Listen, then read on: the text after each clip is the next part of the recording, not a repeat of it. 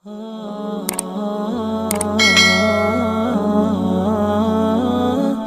باللہ من الشیطان الرجیم بسم اللہ الرحمن الرحیم یوفون بالنذر ویخافون یوما کان شره مستطیرا ویطعمون الطعام على حبه مسکینا ویتیما واسیرا انما نطعمكم لوجه الله لا نريد منكم جزاء ولا شكورا إنا نخاف من ربنا يوما عبوسا قمطريرا فوقاهم الله شر ذلك اليوم ولقاهم نظرة وسرورا وجزاهم بما صبروا جنة وحريرا متكئين فيها على الأرائك لا يرون فيها شمسا ولا زمهريرا ودانية عليهم ظلالها وذللت قطوفها تذليلا ويطاف عليهم بآنية من فضة وأكواب كانت قوارير من فضة قدروها تقديرا۔ وہ لوگ نظریں پوری کرتے ہیں اور اس دن سے ڈرتے ہیں جس کا شر عام ہوگا، اور اللہ تبارک و تعالیٰ کی محبت کی خاطر مسکین، یتیم اور قیدی کو کھانا کھلاتے ہیں۔ وہ یوں کہتے ہیں، ہم تم کو اللہ تبارک و تعالیٰ کی خوشنودی کے لیے کھلاتے ہیں، ہم تم سے نہ بدلہ چاہتے ہیں اور نہ شکر گزاری۔ بے شک ہم اپنے رب سے ایک ایسے دن سے ڈرتے ہیں جو سخت تکلیف دہ ہوگا، سو اللہ تبارک و تعالیٰ ان کو اس دن کے شر سے بچا لے گا، اور اللہ تعالیٰ ان کو تر و تازگی اور خوشی عطا کرے گا، اور اللہ تعالیٰ ان کو ان کے صبر کی وجہ سے باغ اور ریشم کا بدلہ دے گا۔ وہ اس میں مسحریوں پر ٹیک لگائے بیٹھے ہوں گے، نہ اس میں دھوپ دیکھیں گے نہ انتہائی سردی، اور اس کا سایہ ان پر جھکا ہوا ہوگا، اور اس کے پھلوں کے خوشے ان کے تابع کر دیے جائیں گے، اور ان پر چاندی کا برتن اور ایسے پیالے ان پر چلائے جائیں گے جو شیشے کے ہوں گے، وہ شیشے چاندی سے بنیں گے، قدروها تقدیرا، جس کو انہوں نے ایک اندازے سے بھرا ہوگا۔ اللہ تبارک و تعالیٰ کے نیک بندے جن کو جنت ملنے والی ہے، ان آیات کریمہ میں ان کے اوصاف چل رہے ہیں۔ پچھلے ہفتے بھی آیا تھا کہ وہ اللہ تبارک و تعالیٰ کے حقوق کے ساتھ بندوں کے بھی حقوق ادا کرتے ہیں، بندوں کے ساتھ بھی شفقت کا معاملہ کرتے ہیں، ان کی ضروریات کا خیال کرتے ہیں، کھانے کی ضرورت ہو مسکین، یتیم اور قیدیوں کو، محتاجوں کو کھانا کھلاتے ہیں، کپڑا پہننے کی ضرورت ہو تو کپڑا پہناتے ہیں، دوسری دنیاوی جو بھی ضرورتیں ان غریبوں کو ہوتی ہے ان ضرورتوں کا خیال رکھتے ہیں، اور ساتھ میں یہ بھی کہتے ہیں انا نخاف من ربنا یوما عبوسا قمطریرا، کہ ہم اپنے رب سے ایک تکلیف دہ دین سے ڈرتے ہیں۔ یہ بھی گویا اسی اخلاص ہی کے متعلق ہے، یہ ساری چیزیں اخلاص ہی کو بیان کر رہی ہے کہ ہم فقط اور فقط اللہ تبارک و تعالیٰ کی رضا حاصل کرنے کے لیے، اللہ تبارک و تعالیٰ کی خوشنودی حاصل کرنے کے لیے یہ کام کرتے ہیں، اس کے سوا ہمارا کوئی مقصد نہیں۔ ہر عمل کے قبول ہونے کے لیے بنیادی شرط اخلاص ہے۔ کوئی بھی عمل آدمی انجام دے، حقوق اللہ کے قبیل سے ہو یا بندوں کے حقوق کے قبیل سے ہو، بنیادی شرط چھوٹے سے چھوٹا عمل ہو یا بڑے سے بڑا عمل ہو، اللہ کی رضامندی مقصود ہو تو وہ عمل اللہ تبارک و تعالیٰ کے نزدیک قبول ہوگا، اور آدمی کو ثواب دلائے گا۔ اگر اخلاص نہیں ہے، وہ عمل اللہ کے لیے نہیں کیا جا رہا ہے، کسی اور غرض کے لیے، کسی اور مقصد کے لیے کیا جا رہا ہے، تو وہ بڑے سے بڑا عمل کیوں نہ ہو اللہ کی بارگاہ میں رد ہو جاتا ہے، بندے کو اس پر کوئی ثواب نہیں ملتا۔ فَوَقَاهُمُ اللَّهُ شَرَّ ذَلِكَ الْيَوْمِ، جب انہوں نے یہ کام اسی لیے کیے کہ ہم قیامت کے دن سے ڈرتے ہیں، قیامت کی ہولناکی سے ڈرتے ہیں، تو پھر اللہ تبارک و تعالیٰ ایسے نیک بندوں کا صلہ بیان کر رہے ہیں۔ اللہ تعالیٰ بھی ان کو اس دن کے شر سے بچا لے گا، جب ہر وقت دنیاوی زندگی میں آخرت کا ڈر ہے۔ اگر میں نے فلاں گناہ کر دیا تو قیامت کے دن کیا ہوگا، اگر میں نے فلاں نیکی چھوڑ دی تو قیامت کے دن کیا ہوگا، اگر میں نے اللہ کا فلاں حق ادا نہ کیا تو قیامت کے دن کیا ہوگا، اگر میں نے فلاں بندے کو تکلیف پہنچائی تو قیامت کے دن کیا ہوگا۔ جب وہ لوگ اس طرح ہر وقت قیامت کے دن سے ڈرتے ہیں تو اللہ تبارک و تعالیٰ بھی فضل فرمائیں گے، احسان کا معاملہ کرتے ہوئے اس دن کے شر سے ایسے لوگوں کو بچا لیں گے۔ ان کو اس دن کوئی خوف نہیں ہوگا، وہ اللہ تبارک و تعالیٰ کے عرش کے سائے میں ہوں گے، لوگ پسینے میں شرابور ہوں گے، یہ لوگ عافیت سے ہوں گے، لوگ مارے پیاس کے تڑپ رہے ہوں گے، اللہ تعالیٰ ان کو حوض کوثر سے نبی کریم صلی اللہ علیہ وسلم کے ہاتھوں پانی پلائے گا۔ وَلَقَّاهُمْ نَضْرَةً وَسُرُورًا، اور اللہ تعالیٰ ان کو تازگی اور خوشی عطا کریں گے۔ نَضْرَةً وَسُرُورًا، شاہ عبدالعزیز محدث دہلوی رحمۃ اللہ علیہ نے تفسیر عزیزی میں لکھا ہے کہ نظرتاً جو بولتے ہیں یہ اس خوشی کا نام ہے جو خوشی آدمی کے چہرے پر ظاہر ہوتی ہے، اور سرور اس خوشی کا نام ہے جو دل میں محسوس ہوتی ہے۔ تو اللہ تبارک و تعالی وہ بھی خوشی عطا کریں گے جس خوشی کے نتیجے میں اس کے آثار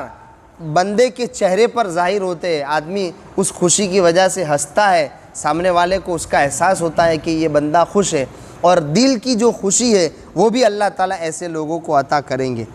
وَجَزَاهُمْ بِمَا صَبَرُوا جَنَّةً وَحَرِيرًا، اللہ تعالیٰ ایسے نیک بندوں کو جو نعمتیں دینے والے ہیں ان نعمتوں کا ایک چھوٹا سا نمونہ، مختصر سا نمونہ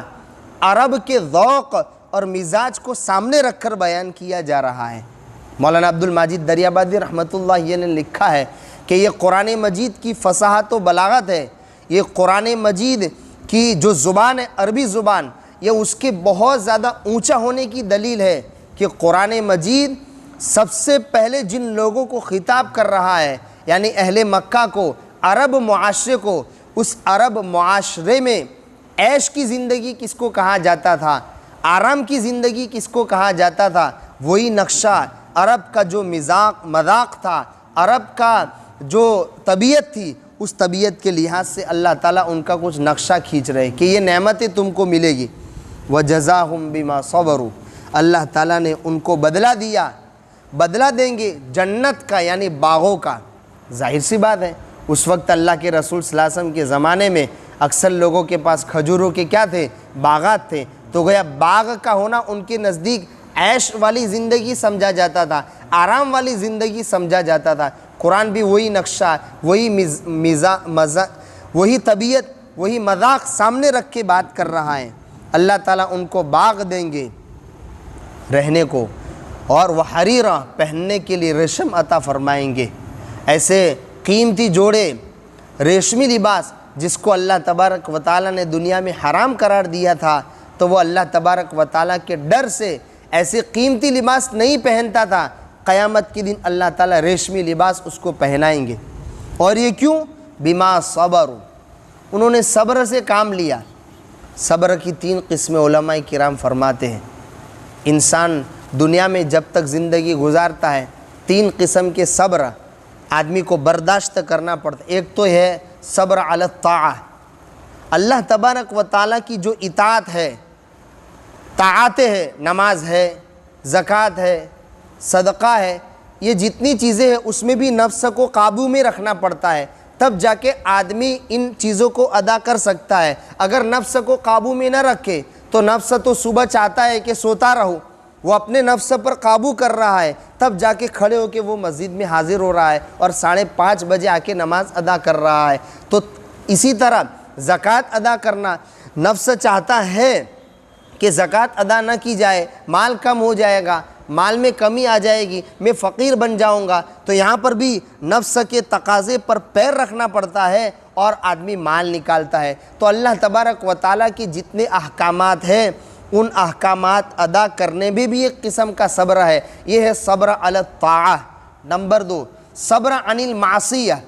برائی سے رکنے کے لیے بھی نفس پر قابو رکھنا پڑتا ہے، ورنہ آدمی نفس پر قابو نہیں رکھے گا فوری طور پر گناہ میں مبتلا ہو جائے گا، کسی بھی اللہ تبارک و تعالیٰ کی نافرمانی کر بیٹھے گا۔ یہ بھی صبر اس میں داخل ہے، یہ بھی بیما صبروا، انہوں نے یہ صبر کیا، یعنی معصیت سے صبر کیا، اللہ کی نافرمانی کرنے سے اپنے نفس کو قابو میں رکھا۔ نمبر 3، صبر علی البلایا، یہ تو سب جانتے ہیں، مصیبتوں پر صبر، یہ تو ہر انسان پہچانتا ہے، ہر مسلمان جانتا ہے کہ یہ صبر ہوتا ہے۔ اللہ تبارک و تعالیٰ کی جانب سے جو بھی مصیبت آ جائے اس مصیبت پر صبر کرنا اور خوشی خوشی اللہ تبارک و تعالیٰ کی جانب سے اس مصیبت کو سمجھ کر واویلا نہ کرنا، اللہ سے کوئی شکوہ شکایت نہ کرنا، زبان پر کوئی حرف غلط نہ کہنا، یہ بھی صبر ہے۔ تو ان 3 صبر سے کام لیا، اس لیے اللہ تعالیٰ باغ عطا فرمائیں گے، ریشم کا لباس عطا کریں گے۔ متکئین فیہا علی الارائک، وہ ان باغوں میں مسہریوں پر، بادشاہوں کی جو چارپائی ہوتی ہے، بادشاہوں کے جو بیڈ اور پلنگ ہوتے ہیں، اس طریقے کے عمدہ اعلیٰ قسم کے بیڈ ہوں گے، اس میں ٹیک لگا کر بیٹھے ہوں گے۔ لا یرون فیہا شمسا ولا زمہریرا، آدمی کو انتہائی گرمی بھی تکلیف پہنچاتی ہے، بہت زیادہ سردی ہوتی ہے، وہ بھی آدمی کو تکلیف پہنچاتی ہے۔ اللہ تعالیٰ کہیں گے لا یرون فیہا شمسا ولا زمہریرا، یہ لوگ ان باغوں میں نہ تو گرمی محسوس کریں گے اور نہ انتہائی یعنی سردی، کہ سردی کی وجہ سے بھی آدمی کو تکلیف ہو جاتی ہے۔ ہم کشمیر والے علاقے میں چلے جائیں یا جو بہت ٹھنڈ والے ممالک ہوتے علاقے ہوتے وہاں چلے جائیں تو ہم پریشان ہو جاتے ہیں۔ تو یہ وہاں موسم بہت اعتدال والا ہوگا، درمیانی موسم ہوگا جو آدمی کے لیے انتہائی چین و سکون کا ذریعہ بنے گا۔ ودانیۃ علیہم ظلالھا، اور ان باغوں کے درختوں کے جو سائے ہوں گے وہ سائے ان پر جھکے ہوئے ہوں گے۔ وذللت قطوفھا تذلیلا، اور ان درختوں کے جو پھل ہے وہ تو بس انسان کے تابع کر دیے جائیں گے۔ جب انسان کا جی چاہے گا کہ پھل کھا لوں تو وہاں جانے کی ضرورت نہیں ہے، وہ خوشہ جھک کے انسان کے منہ میں آ جائے گا، آسانی سے وہ اس کو توڑ کے منہ میں رکھ سکتا ہے۔ وَيُطَافُ عَلَيْهِمْ بِآنِيَةٍ مِّن فِضَّةٍ وَأَكْوَابٍ كَانَتْ قَوَارِيرَ، اور چاندی کے پیالے ان پر گھمائے جائیں گے، مشروب، طرح طرح کے مشروب لائے جائیں گے، الگ الگ انداز کے، الگ الگ ذائقے کے مشروب ان پر غلام، کبھی یہ مشروب لے کر آ کے پلا رہا ہے، کبھی فلاں پلانے کی چیز لے کر پلا رہا ہے۔ بِآنِيَةٍ مِّن فِضَّةٍ، چاندی کے پیالے، وَأَكْوَابٍ كَانَتْ قَوَارِيرَ، اور شیشے کے پیالے، اور وہ شیشہ چاندی کا بنا ہوگا۔ اب شیشہ چاندی کا بنا ہوگا کیا مطلب؟ اس کے 2 مطلب مفسرین نے بیان کیے۔ دنیا میں جو شیشہ بنایا جاتا ہے وہ خاص مٹی سے بناتے ہیں،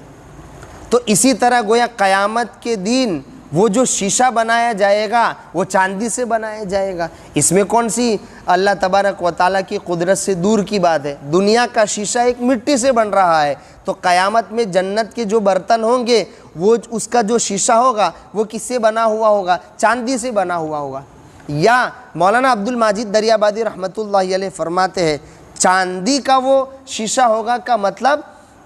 ہوگا تو شیشہ، لیکن چمکنے میں چاندی کی طرح ہوگا اور صاف ستھرا ہونے میں شیشے کی طرح ہوگا، کانچ کی طرح ہوگا، اس طریقے کا گویا وہ برتن ہوگا۔